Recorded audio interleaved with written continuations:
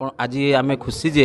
लोकों मुख्यमंत्री जे मोहन चरण माझी भाई निर्देश क्रमे आमर स्थानीय विधायक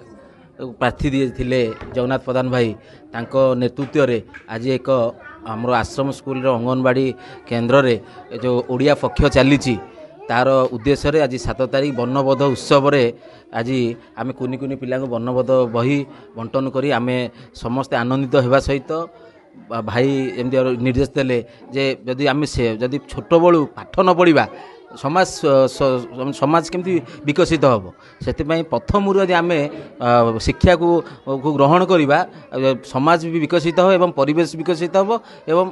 किसी भी आम करने को हेले शिक्षित होगा पड़ो ना आम कौन क्षेत्र में सब कर समाज रे शिक्षित हेले आउ कि आमको प्रोत्साहन मिल पार से उद्देश्य आम प्रतिवर्ष आम अंगनवाड़ी केन्द्र में हो कि आम स्थानीय